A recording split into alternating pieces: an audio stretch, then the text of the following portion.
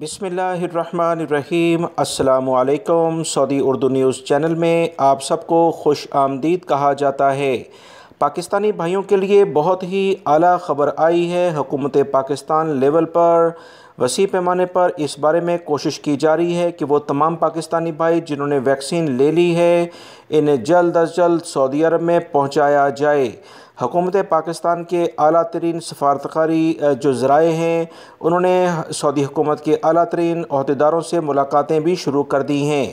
تازہ ترین خبر کے مطابق سعودی عرب میں پاکستان کے سفیر لیفٹیننٹ جنرل ریٹائرڈ بلال اکبر نے گزشتہ روز جدہ میں گورنر مکہ المکرمہ شہزادہ خالد الفیصل سے ایک اہم ترین ملاقات کی ہے۔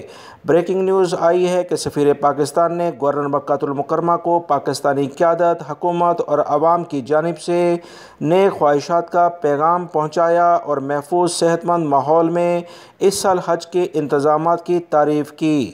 بلال اکبر نے مزید بتایا کہ کرونا وبا پر قابو پانے کے سلسلے میں حکومت پاکستان کامیاب اقدامات کے بارے میں آگاہ کیا گیا اور امید ظاہر کی کہ سعودی عرب سے پاکستانیوں کے لیے پروازیں جلد بحال کر دی جائیں گی۔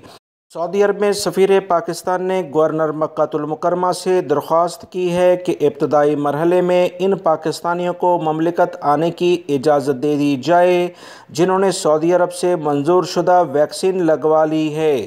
ایک اہم سوال پر انہوں نے کہا کہ حکومت پاکستان نے منظور شدہ ویکسین لگوانے والے اقامہ ہولڈر کو پہلے مرحلے میں آنے کی اجازت دی اور ان کے لیے PIA کی خصوصی پروازیں ہم چلائیں گے۔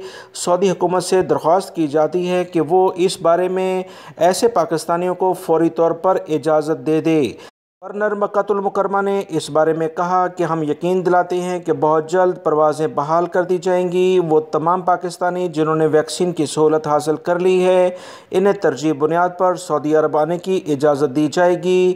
بہت امید ہے دوستو اس اہم ترین ملاقات کے بعد پاکستانی بھائیوں کے لیے جلد خوشخبری آ رہی ہے۔ لہٰذا وہ تمام پاکستانی بھائی جو اس وقت پاکستان میں موجود ہیں سعودی عرب سے متعلقہ رجسٹرڈ ویکسین لگوانے کی بھرپور کوشش کریں۔ بہت امید ہے کہ اگلے چند روز میں انٹرنیشنل فلائٹس پاکستان کے لیے خصوصی طور پر بحال ہونے کے امکانات بن گئے ہیں۔ ویڈیو لائک کر کے شیئر بھی کیجیے گا۔ السلام